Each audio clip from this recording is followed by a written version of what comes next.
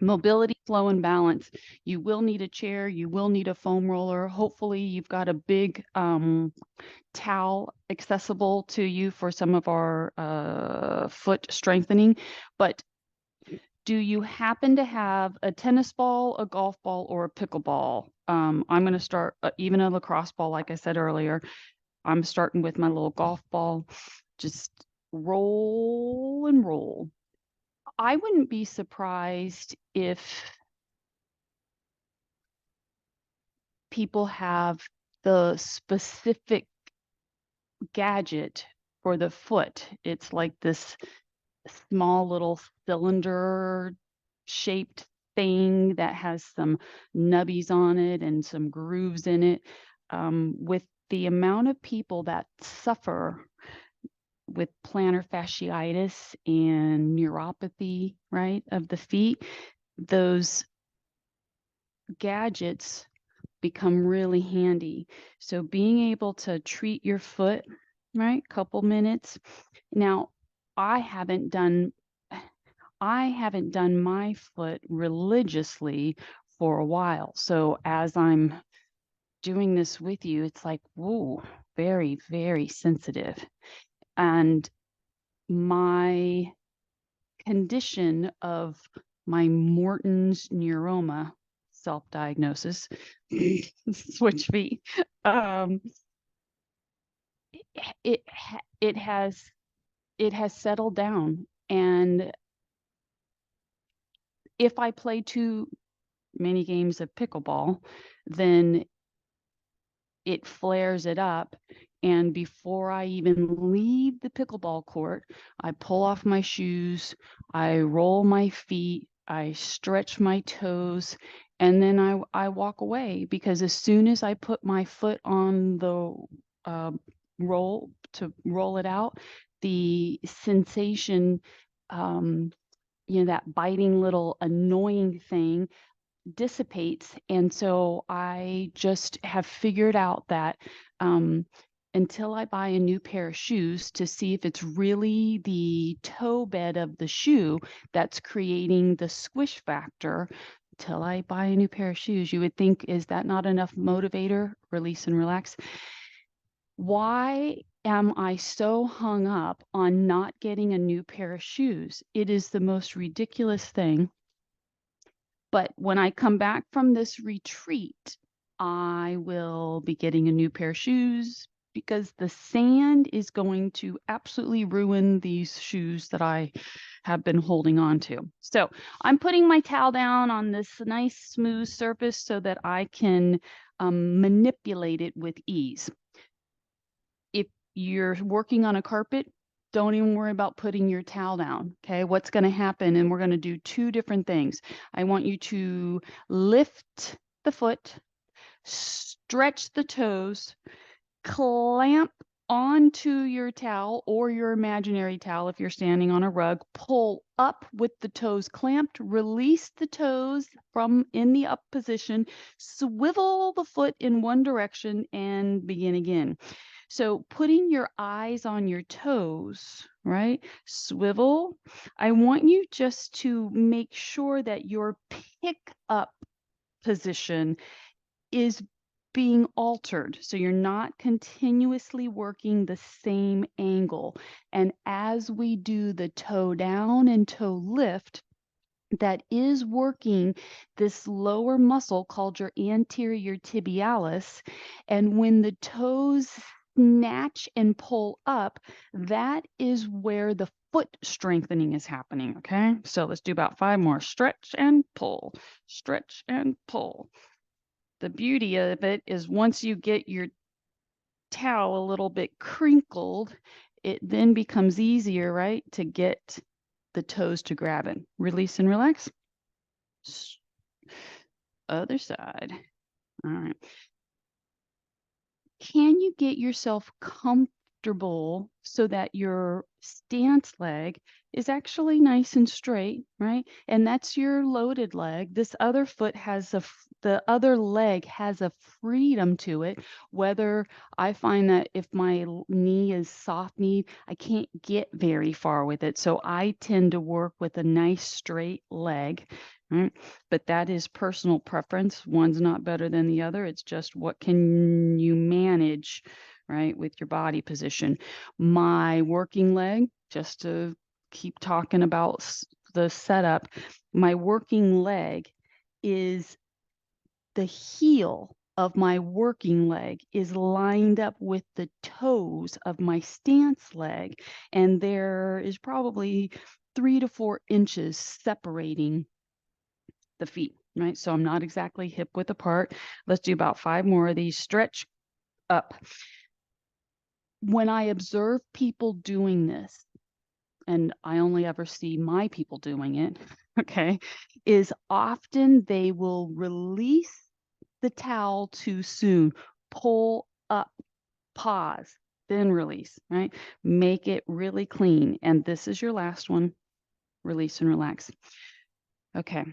Phase 2, we could do several sets of that. You know, we could even pick up our coins as a additional set, but I'm going to bring my chair into the equation and my little uh, block that I'm going to put between my knees. You could use a towel, a pillow, a little, say a little ball, right? If you had a little squishy ball. So I'm going to get the towel predominantly to one side. Okay. Last week, I believe I did this movement standing. Today, we're going to do it seated with the knee block because of the extra activation it creates for your adductors. Okay, so pick one leg. I'm picking the side that's got the majority of the towel, right? The same action, pick up, swivel, plant, scoop, up, swivel, and you can go fast or slow, right? And you'll find, I hope what you'll find is like maybe a surprising level of resistance that the foot doesn't want to sweep out, right? And that's because we're so isolated to holding this block in. And now push the towel the other way, even if it doesn't spread out, the action of it. And I'm trying very hard to make my towel move, right? Again, pull in, pull in. Look at your feet, right? Look at the toes, spread them. Make the toes separate from each other if you can. Pull it in, push it out. 2, 3, 4, 5. It's crazy, right? 6, 7, 8, 9. Could you feel that working up through the inner thigh? I sure did. All right, set it up other side. Mm, mm, mm, mm. Okay, here we go. Squeeze the block, lift the foot. There are clients that I've worked with who have very weak tibialis muscles to the point where they tell their muscle foot lift, and yet the foot doesn't lift, right? Once you get to the end, push it out the other way. I don't want to put a specific count on it, right? And also, so you're just going to be going in and out a couple of times, right? I'm at the end of my towel. Between having a strong lower leg muscle, right, in the front of the leg, we also need the back half of the leg to have it's significant that the back of the leg be super strong too, because that is part of your propelling yourself forward action in, right? The picking up of the toes. Have you ever seen somebody that kind of walks with that. There is a particular name for it, but I can't actually bring it to my thought process. It's like they can't get their foot to flex, and so they walk like with like that limp, dangly foot. This is all part of that anterior tib strength, release and relax. Okay, so now if your body will allow you, you have 4 movements. Tiptoes, stiff-legged if you can, which is going to take your hips, and your hips are going to be pulling up, right? So this is a bonus movement of activating QL, right? While you're doing your twinkle toe forward walk. The knees want to buckle, right? Try to keep them stiff. Squeeze your buns, pull your belly in, forward walk. 5, 4, 3. How high can you get onto your big toes? Backward. 5, 4, 3, 2. Now flatten it out. Go to heel marching. You don't have to pound down, right? So you can again get into stiff limb, or you can have your legs bending, but really important to try to keep your toes off the floor, right? Walk it back. Because I'm catching myself doing it, I suspect you might be too. So the more slack I permit in my knee, the more forward tilt my body has. Straighten yourself up. And now walk around, let everything relax. You've got 2 more movements, and I'm going to face you to get you going. So the legs apart, roll the outside edge of the foot from the floor. And what I want you to do initially is let the body swish. So even though we're moving to one side, I want you to still try to keep the outer edge of the foot from the floor, just to figure out how far apart do you need to put your feet to try to draw the knees together. Okay, now that is your position. All right, you're on your runway, look down. What's the body doing? This resembles more of a squat position, right? So we are okay having that forward tilt to our spine, looking at your feet. Spread the toes, keep them long, try to work on the arch instep, right? And the further your knees are apart from each other, chances are the less roll the foot has from the floor. So keep those knees pulling into each other. Walk it back and pause. Shake it out. Now, you've got a big, thick line in front of you, and you're going to put the outer edge of the feet. So this is not new for you all, right? Try to get as much roll, because we are encouraging our ankles to have that extra stretch to them. You're not trying to stride walk. You are taking little baby steps. Again, stiff-limbed will help you activate and fire up the QL. We'll call it peg leg walking. Once you kind of look at your foot and go, okay, my arch is lifted, my toes aren't all curled up, I've got belly to buns, good posture, then just look forward. We're going to go forward 5 more steps. 5. I can't even get myself going forward. Here we go. 5, 4, 3, 2, back it up. Be robotic. 4, 3, 2, shake it out. So just like that, you did fascia release.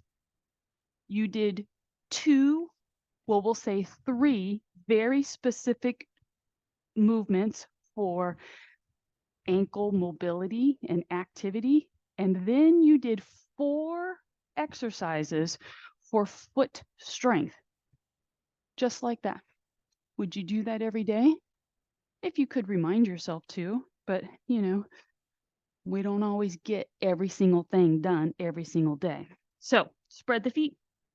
I'm keeping my chair in the equation for my assisted downward dog. Oh, nice. I just had a snap, crackle, pop through my thoracic spine. Let your body settle into this. We're not in any rush to move to the next phase. The next phase, though, is going to have us moving our hip weight side to side. And here's where you got to determine, oh, I got my chair a little too far away. Either walk into it or pull it back. And if you're using your sofa or your coffee table, right, make the adjustment so you feel like when you glide the hip over, the knee flexes because it wants to flex, right? Like there shouldn't be pain. So as the body is gliding side to side, bring your attention to what does it feel like on the outer part of the ankle bone on the leg that's receiving the stretch or the weight. So the leg that's receiving the stretch would be the straight leg, right? The leg that is loaded, that is also stretching. But here's the interesting thing about your body, right? Is that you are stretching the inside of one part of you and the outside of the other half of you. And I just believe that is so important that we do these movements that are big, slow. You're not in any rush to explore your space, right? Bring your mind into not making this harder, but just identifying where do you feel that your body has a little bit of like sensation to it? And is it resisting it, or is it just something that you're taking note of, right? Because if it's a resistance to it, then you kind of back out of the depth, right? Come up. Ooh, walk your feet into it a little bit. Come to your elbows down. All right, I'm going to say elbows down and then give you an alternative. If your working surface is really low, right, then you're going to end up on your hands. If you're dealing with high blood pressure and tipping your head this low makes you feel spacey, then stabilize yourself to a more neutral spine. But when you draw down on your elbows, it's increasing the stretch line on your stance leg. So you determine if that's good for you. Okay. We're not going to stay here. You got 5 more. Maybe on one side you're down on your elbows, and when we go to the other leg, you pop yourself up to your hands. Right. Give me 1 more. Switch legs. Pick your position. Do you want to raise up out of it? Right. Either way, right, the leg movement, we want you to feel like your leg, right? Our legs, this, I'm not saying this to discourage us, right? But the weight of that limb is heavy enough to make you go, oh my gosh, how many more of these? And that's a great thing. We don't have to add extra weight to get really good muscle work. Right now, we're working our glute, right? In the position that we're in, we're kind of adding a little extra stress to the lower back muscles. Do 1 more repetition, complete it all the way up, sweep it down, help yourself up. Take a moment. Move your chair out of the equation. It's time to bring our foam roller onto the mat. So your mat, just know I'm going to have you up and down today, okay? So put your mat down, grab your foam roller. I know not everybody has the 3-foot long foam roller, and that's okay.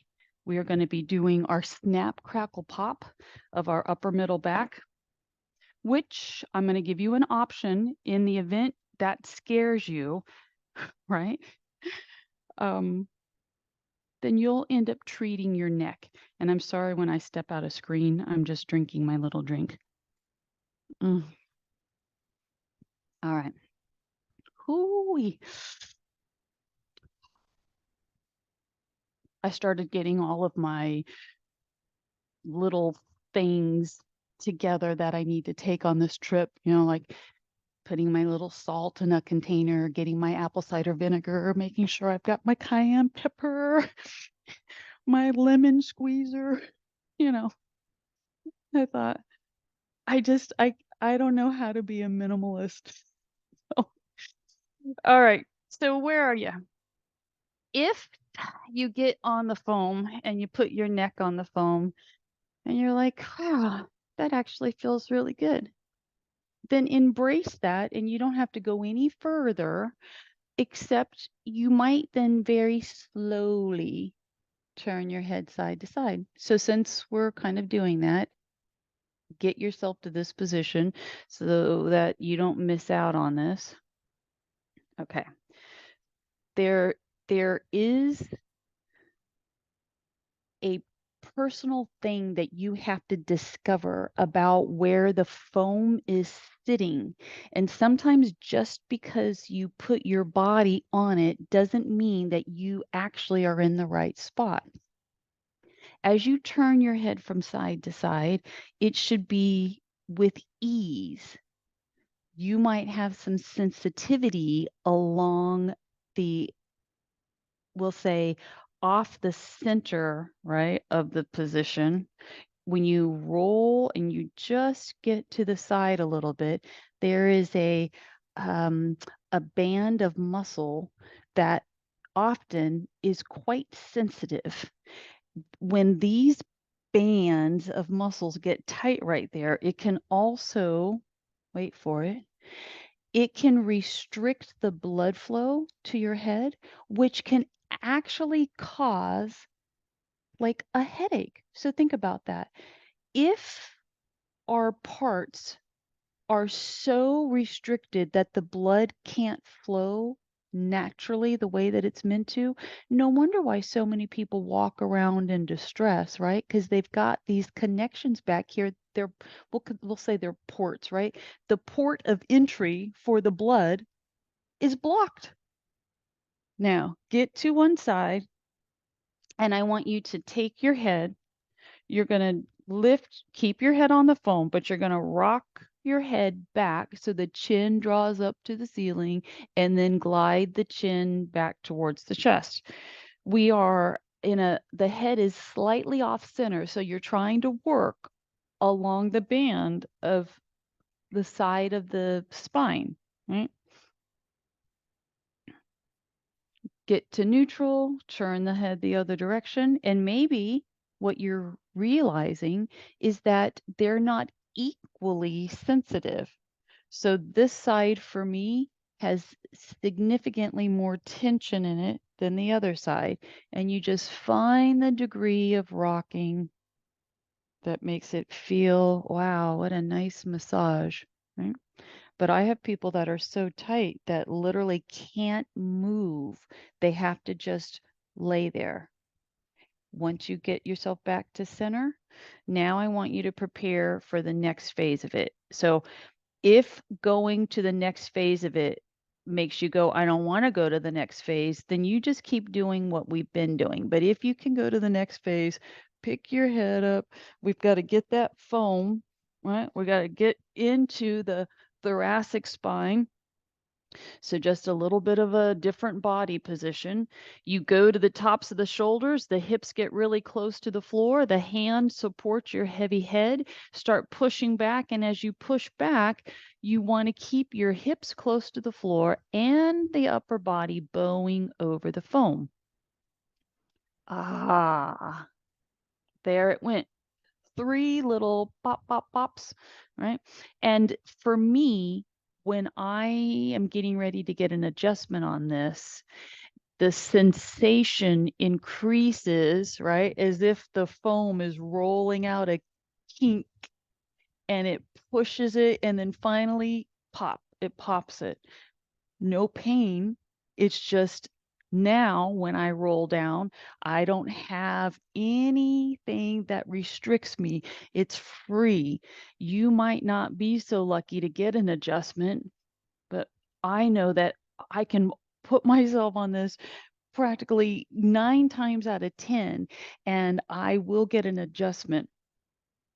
Sometimes when I need an adjustment, everything is so inflamed around it that I can't, that the adjustment just doesn't happen. So let's do a couple more rock and rolls.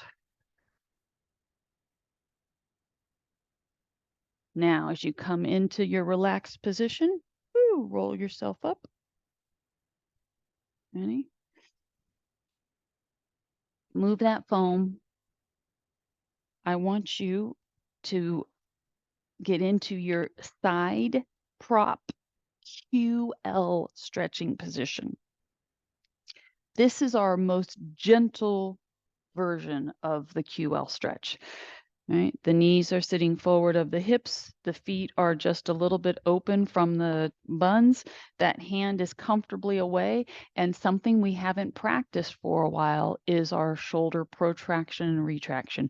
Now, in yesterday's class, when we were laying on our back and we were punching our dumbbell up to the ceiling, that is another angle for shoulder depression, right? And retraction. So it might not be visually showing up on the screen, but I want you to know that my arm is not going soft elbow. Try to go to lock out. It's called elbow extension. Push further so you get the space, right? And then without letting the elbow weaken, it's the lat that is the driving force to the shoulder moving, right? So exhale, inhale, exhale. Now hold your up, reach the other arm.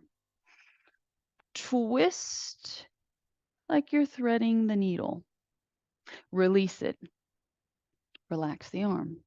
Our body sitting in this position will often be sitting with what's called an excessive S. Okay, so now push, take your belly, pull it in just a little bit so you feel like you're doing a smidgen of a pelvic tilt. Raise the arm, maintain the push and the pelvic tilt while you twist and thread the needle. Now your stretch should be spot on the underside, slightly stretching over the top of the hip on the underside. Release it. Push, slight pelvic tilt, inhale, thread the needle, turn the head, look at your nice straight arm, twist, belly to spine, shoulders out of the ears, and release and relax. That's such an isolating stretch, but it's all across that back body line. Ready? Other side.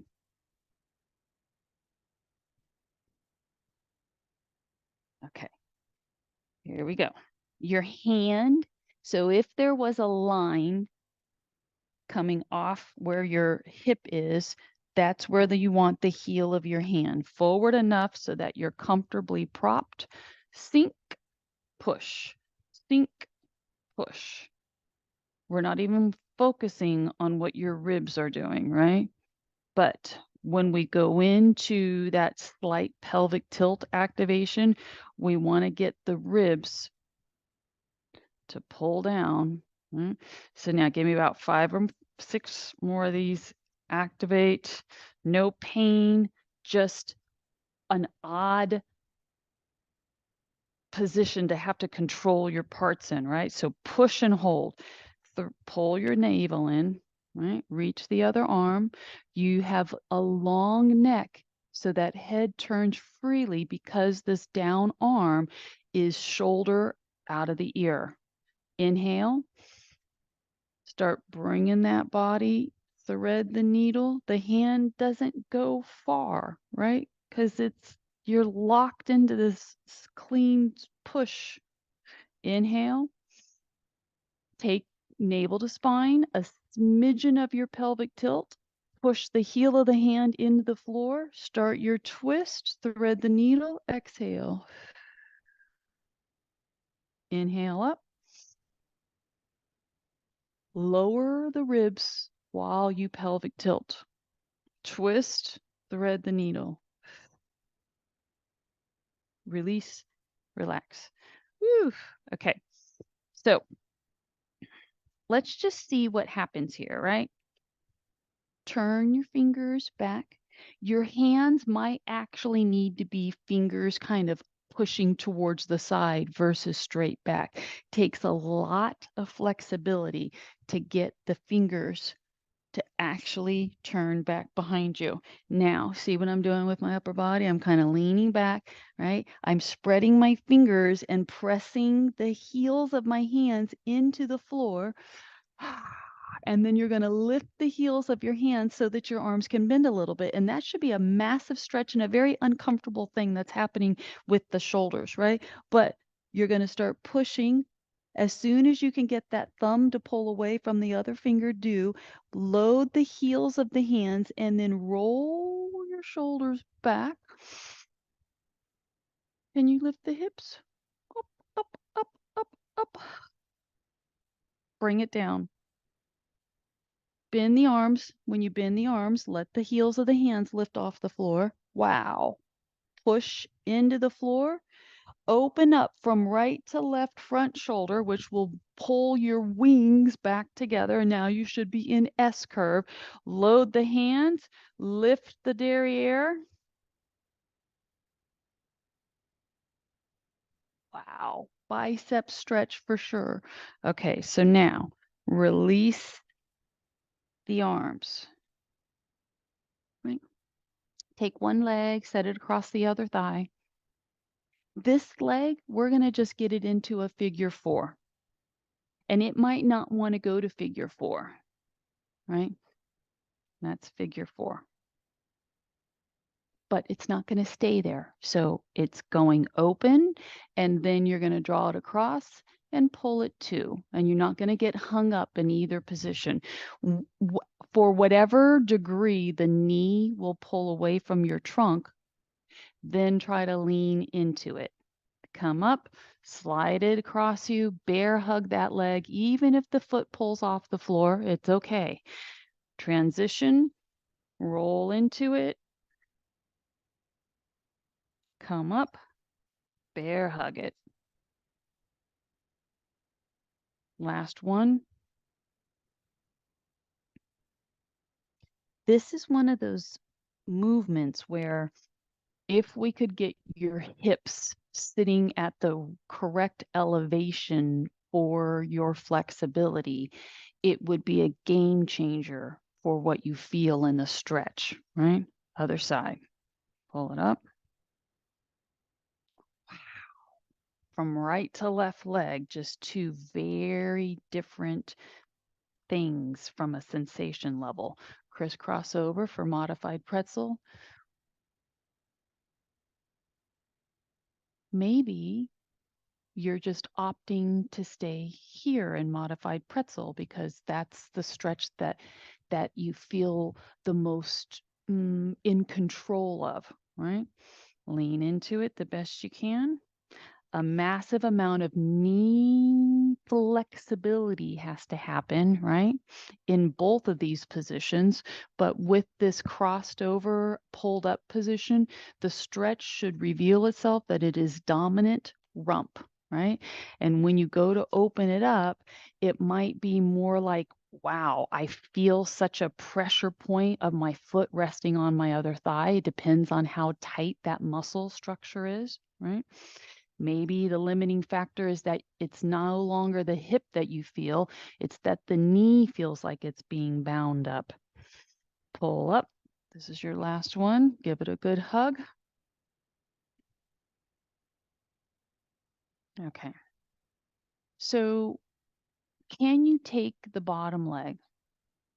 I'm going to show you. So if you're mirroring me, permit yourself to lean onto your elbow to help ease that bottom leg to a bent position. Right? In your most ideal setup, your knees would stack right on top of one another and your feet would even out. So now take a look. What is required of your body to get your feet looking like they're on the same line, right? And how can you get your legs so tightly crossed? Remember, your personal discovery for yourself. And I'm going to show you something. If this is like your legs are way apart from each other, then you have your little trusty foam roller, right? You're like, what's she going to have me do? I want you to unfold yourself just for the sake of getting on the foam roller. But remember, if we get your hips propped up to the right level for what your flexibility is, it becomes the assist. So I'm going to do this, even though I can get myself stacked pretty good. Just know that when you get on the foam roller, there's this whole new equation of now having to balance yourself a little bit. And whether it's your foam roller or your yoga block, right? Or your towel or your pillow, on your foam roller or your extra buildup that you're going to incorporate if you're going that route. Once you get your hips lifted, your knees might not touch the floor. That's okay, right? On the foam roller, I can tilt, right? I can use the foam to help position me. And the more I get my knees tilted down, the deeper the stretch is. So, like if this scares you being on the foam roller, then go to another accessory. Mm. But I've now elevated myself. What I would say that's at least 5 inches off the floor, right? That's a little precarious. And though I'm in a modified stretch, the stretch is still so significant. Right? Unfold yourself. Wow. It takes a lot of flexibility for this lateral band, right? To allow your limbs to internally rotate. You're going to switch legs. So what do we have? We actually have the hip externally rotating, right, to get the ankles crossed. And you just be prepared to fight yourself a little bit, keeping in mind that sometimes you might try something on leg side one that then when you go to do it on the other leg, maybe it's easier, right? The stretch for me is so intense and it's through the hip. It is more based on being on this foam roller. I'm getting a much more significant stretch on the lower hip than I am the high hip, right? I'm not feeling any press points at my ankles, even though they're all turned to the side and heavily loaded. The crisscross leg is very, very challenging for a lot of people, right? So just do the best you can. You only got a few more seconds. I love the foam roller as its accessory for what using it the way it's intended to be used, and then also finding a almost endless supply of ways to bring it into any workout, right? So we're going to unfold. The thing is getting comfortable with just a little bit of your body being the part that controls the whole rest of you, right? So the little bit of your body that's in contact with the foam roller has a huge job to keep you from falling off. So now, can you fold one leg in, the other leg out? And I'm going to just stay on the foam roller. If you have your Eric's pad, maybe put your Eric's pad down, right? But now that I'm on the foam roller, I've got my leg bent. I'm going to situate my body so that I feel that knee connect with the floor. The other leg, you're not going to let the toes turn out. So keep them straight up. Perch yourself. So with this straight leg driving away and my body tilted so that I'm connected with the floor, right? I'm in brace mode. Look at your arch on this straight leg. Take the foot, and you might not be able to see my entire foot, but I want you to imagine that on the toe and the arch side, that there is a structure, and you're trying to push your big toe and the pad of your foot and your arch towards that structure. Don't let the pinky toe side be the long part of your leg. You want the inside.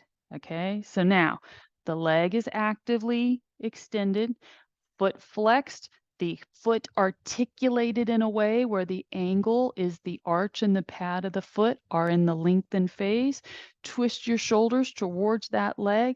Use the opposite hand to that leg and glide into your forward fold. The other hand might come into the equation. It might want to reach further, pull it back. You want to be cross body stretching.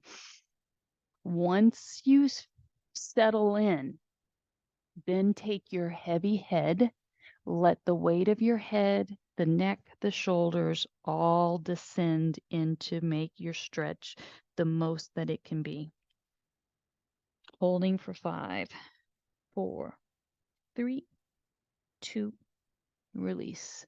Wow. Take your time, unfold, brace yourself. I realize that the foam roller isn't going to be the keeper for a lot of people, right?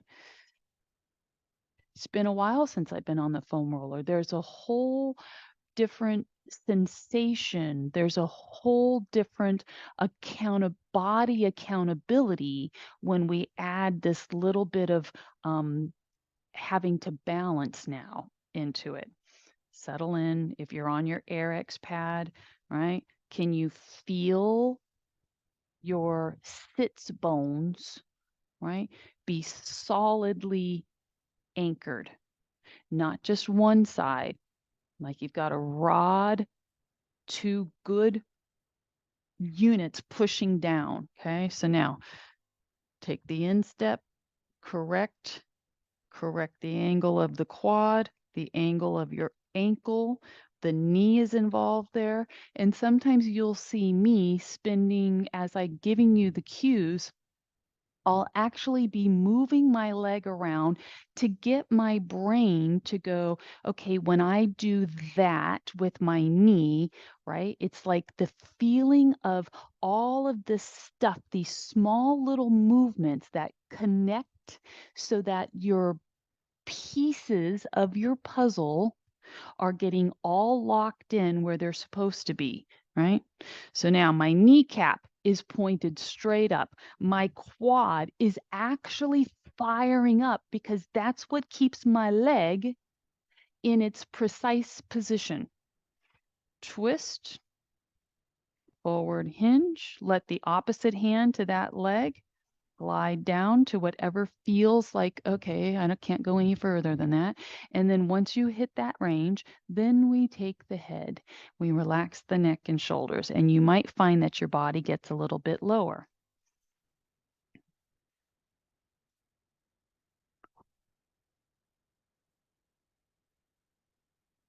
Holding for 5, 4, 3, 2. Ease yourself up. Both legs are floating out nice and wide. Repositioning. Active pushing of the heels. I want to bring your thoughts to there's a reason why I remind you what muscles are firing. Okay. So now that we're in this wide leg position, just float forward. Pull yourself up. What did you feel? Do it again. Come up. If your buns are flat on the ground and you're not elevated, your stretch won't be as intense, and that's okay, right? So hopefully you're feeling like you're working or stretching the underside of the thigh and up into the rump. If your hips are elevated, when you roll forward, if what you feel is a dominant stretch behind the knee, then you're a candidate for actually bending your legs so that you don't pull at what's called the insertion point. We need to make sure that you're feeling, we'll say, the belly of the muscle, right, of the hamstring, and the glute, as the glute ties in, or I should say, as the hamstring at the high end ties in to the glute. Those are the parts that you want to feel, not behind the knee.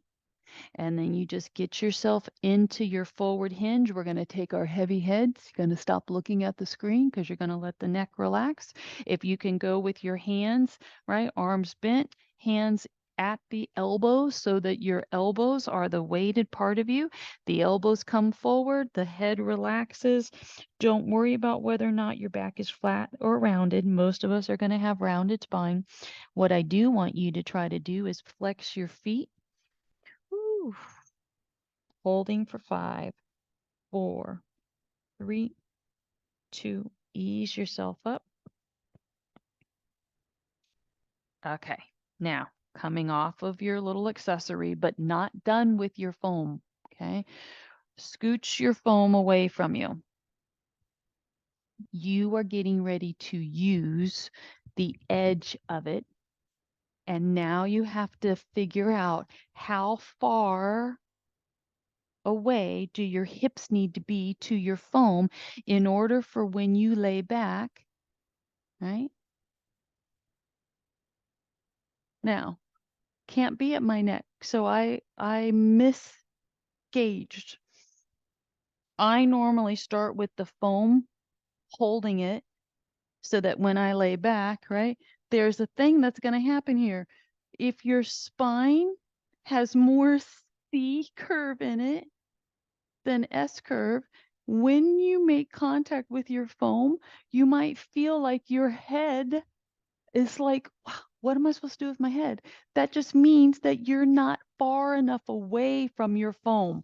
So try to find the position that allows you to get your head comfortably on your foam. And now continue to listen as you're settling in. It might take you to lift your hips a little bit, right? Just a little bit to get your upper back and your neck and shoulders positioned on the foam in the way that you feel relatively comfortable. And then what you're going to do is you're going to maintain your pelvic tilt and you're going to slowly lower the hips. The hips may or may not touch the floor, and then you're going to gently bring them back up a little bit. And you'll notice that if you can keep the foam, right, between your shoulder blades and your neck comfortably on the foam and your head, it's more your head is comfortable, right? So with the hips lifted, you should be able to find a spot where, okay, I don't really feel any stress. I can feel the foam between my shoulder blades, right? But you're not stressed in the neck. Pelvic tilt. Slowly lower the hips. You'll know when you've gone too far because it will stop feeling comfortable through your neck and shoulders. Lift the hips back up. With the hips lifted, your glutes are firing up, right? Keep your pelvic tilt. Slowly lower the hips. The harder it is for our body to get into this position, you're going to do 5 more. So it's on you to just gently lift the hips, reset your pelvic tilt, and then gently glide the hips back down. You may or may not end up touching the floor when you glide the hips down because that may be too much. But what we know about our body, palms are opened, by the way, is we know that initially our body, that when it finds something awkward or challenging, it will kind of brace and protect itself. So with us doing the elevated hip and then the glide down, we're trying to establish with our body that you're not going to hurt it. And each time you lower your hips, the body should feel like it's a little bit more receptive to the movement than it was the time before, right? A couple more. And you might find that now, though it's still awkward, you may be getting further than where you were right at the onset of it. So make this next one your last one. And I'll just get back to the more uncomfortable this is. Pause. Take your hands. Use your strong arms to gently lift the head from the foam. Keep one hand supporting your head and help your body off to the side. That elbow weights itself so that you can pull up and off. Okay. The more resistant we get to bowing and opening up is an indicator of this gradual transformation that our spine is making into this collapse position. So the more collapsed we are, the harder it gets to lay back and open yourself up.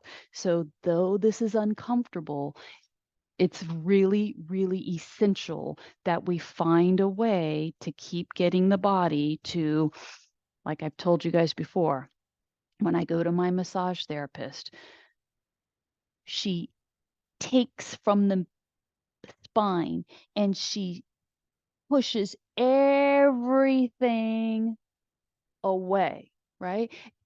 She does it on the thigh. She goes to where the midpoint is and she tries to flatten everything, get it supple and pushed away from the spine because our bodies end up kind of clamped into our torso.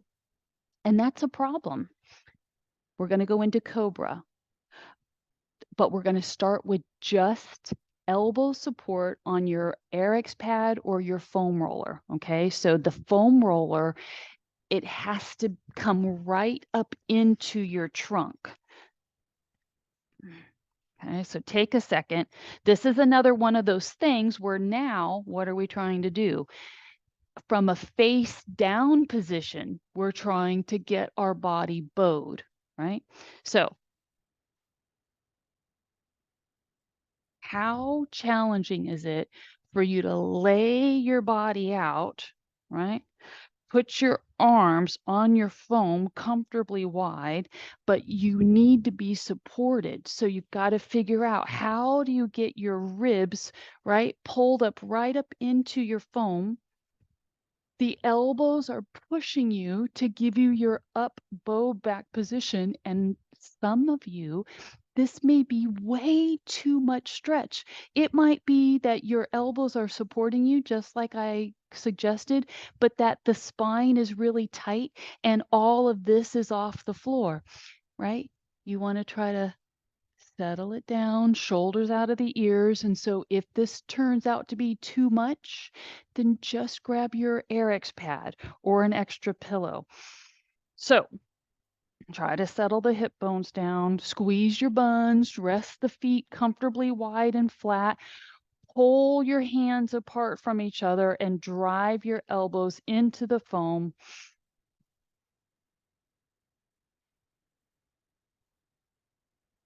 It's intense. 5, 4, 3, 2. Now, ease yourself out of that. Can we do a little quadricep stretch? When we come out of an intense move, it's like you're testing the waters. As soon as you transition your body, what parts of you are you feeling? Okay, release and relax. I don't have my stretch out strap handy. Okay, you might need it. Let's just see. So come down, Grab hold of your foot. Can you get your foot? Can you swing the leg? Right? Maybe as you start pulling the leg back, it doesn't actually go back because at that point you can't keep holding your foot still. That's when you would use your strap. But I'm only holding my head up because of this mic. For you all, the most ideal position would be ear. I'm going to try to rest it without turning this mic off. Ear on your arm. Bottom leg is forward so that you have some balance. The high knee, level it out. Pelvic tilt. If you can do more, take the heel of your bottom leg. You're going to use it to push the top leg back. And as you push, you pause and you reset your pelvic tilt. Holding 5, 4, 3, release. Other side. So as you start thinking about, man, really wish I had my strap. If that's what your body's telling you, then take a moment, get something, right? I should have told you to grab your strap, but I don't even have a towel to demonstrate how to use your towel. Side lying, grab the leg, pull. Pull it back. Pull. As you pull it back, see if you can correct the angle of your hip. Now settle into the stretch. You're in pelvic tilt. If you want to go to the next phase, incorporate the heel by pushing back and then resetting pelvic tilt. Ooh, Lordy, that'd be tight.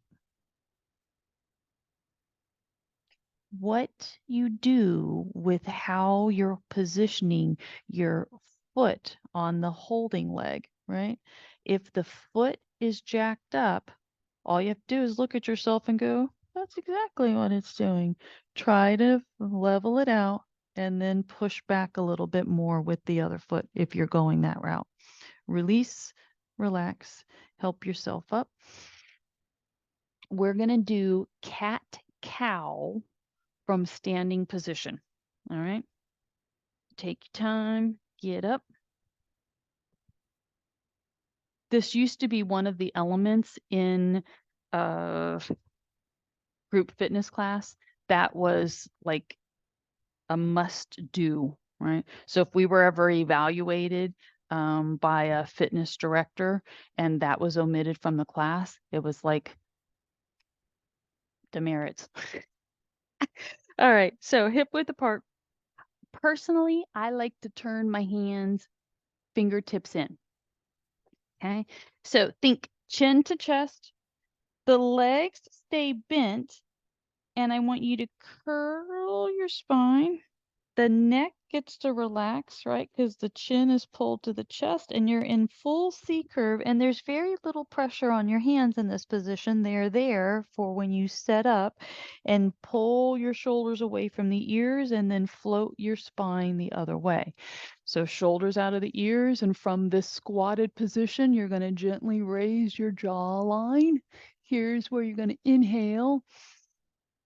Start rounding your spine, pelvic tilting, tucking chin, lessen the weight in the hands so that you can get the lower body to really curl under. Start rolling the hips the other way. Press the shoulders away from the ears. Now is when you push against the arms to get that up draw, jawline up. You want to do one more? So let the head relax. Let the tailbone pull under. Lessen the amount of push in your arm so you feel like your body just goes into like this slinky position.